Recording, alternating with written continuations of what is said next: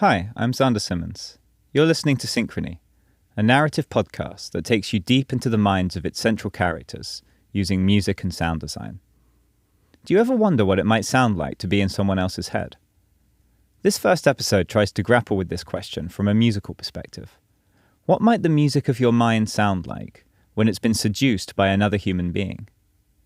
Like a pesky little tune that you just can't get rid of, some people can leave you obsessing over them for days, weeks, or even a whole lifetime.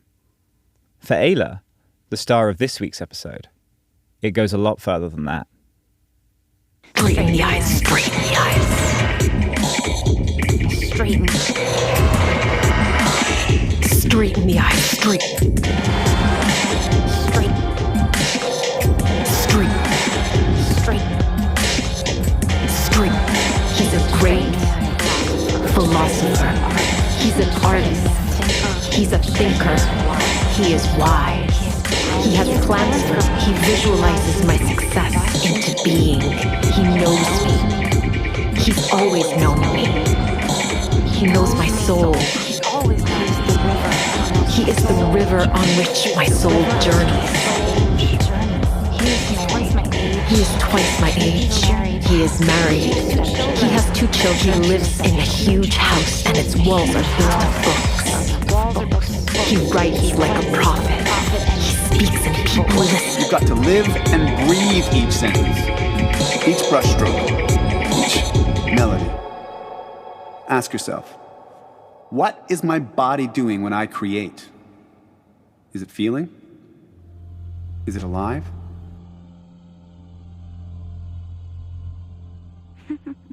He knows me, river of my soul. I feel like he's known me since birth, perhaps even before. There are not many men I can say that about. In fact, there has only been one other in my 30 years of living. But I mean know in the deepest possible sense, at the atomic level. And I think that means I've been lucky. Most people will go their whole lives without ever knowing even one other person like this. And I'm already on my second. The trouble is, I'm only interested in soul bonding, not quick and hollow Tinder-style gratification. These are the only 2 men I've been with. 10 years of sweet solitude I passed in between, waiting. And now, at last, he's arrived. Why don't we discuss this in private during one of my office hours? I should say that Paul and I are not technically together yet. First, we'll have to read each other's novels, and before that, each other's letters, and before that, each other's secret smile of eyes that we send across the classroom. But our path together has been revealed, and we have already started walking it. 2 weekly seminars, Tuesday, Thursday. First class of the morning, 8:45. I decided on my routine even before I knew what purpose it would serve. Tuesday was for the mind, Thursday for the body. I knew it would be this way. On Tuesday, I'd rise at 5 a.m., no breakfast. 1 hour of Anapana meditation, followed by the God key visualization technique. My mandala mantra was detailed enough that I could spend hours here, if I wanted, spinning and weaving the raw material of my art. But in this case, I allowed myself just 20 minutes. I did not disrupt my frequency by eating before class. I kept my body and mind pure for the teachings I was about to receive. Thursday was a different game. Rise at 7 a.m., 30 minutes of Kundalini yoga, light breakfast of fruits and yogurt. On the stove was the shroom and saffron tea I had brewed the night before. I'd warm it up and pour it into my thermos flask, ready for class.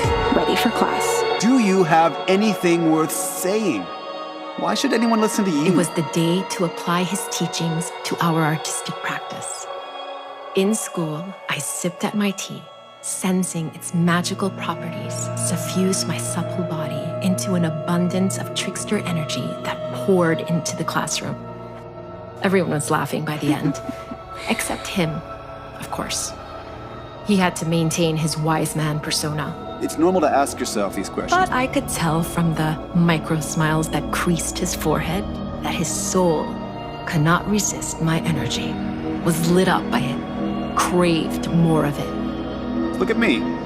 I've written 8 novels and still I'm asking myself if I have anything worth saying. Through the whole class, there was not a moment when some part of his attention left my energetic sphere. Sometimes, I could feel him searching out my gaze. But I could never look him in the eyes, not once. It would have been more than my soul could bear.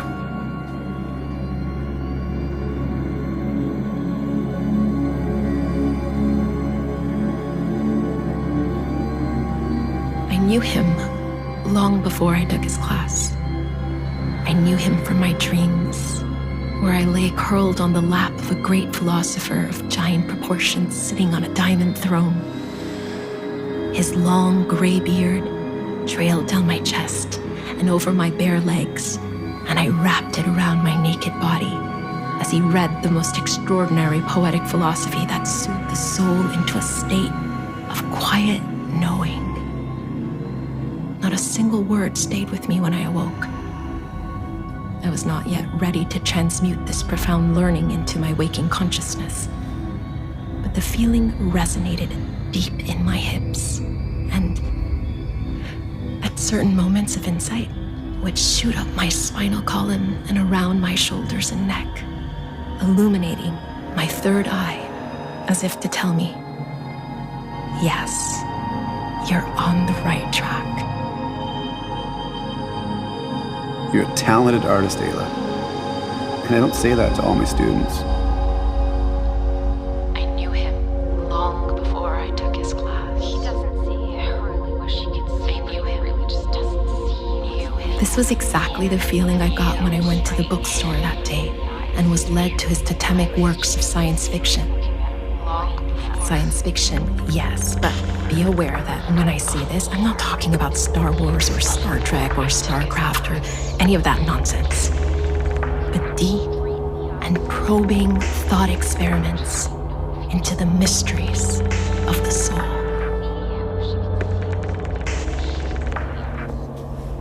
My best friend thinks I've made him up. If you love each other, then why don't you see each other? She asks naively.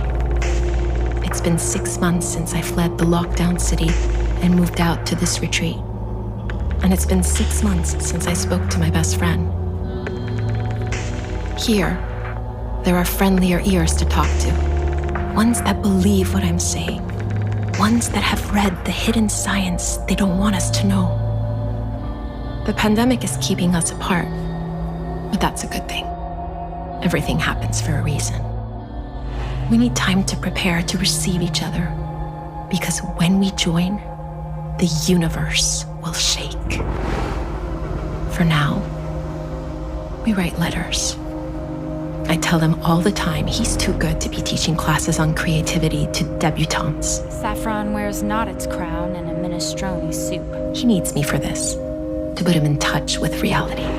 He lives in his mind, which is beautiful. But sometimes he doesn't see what's looking him straight in the Saffron eyes. wears not its crown in a minestrone soup. I can't blame him, though. He's a genius. He's rewriting his masterpiece to include me. I must also write a novel about him, he tells me. I'm a visual artist, not a writer, I reply.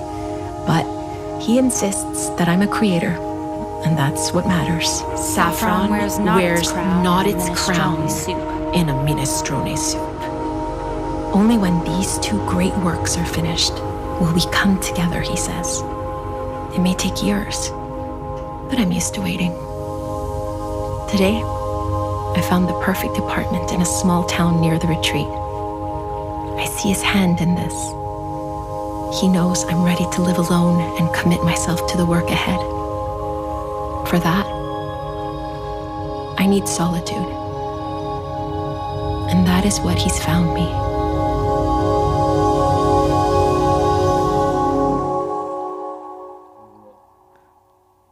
Synchrony is written, composed, and produced by Xander Simmons, mixed by Zach Scholes and mastered by Hébert.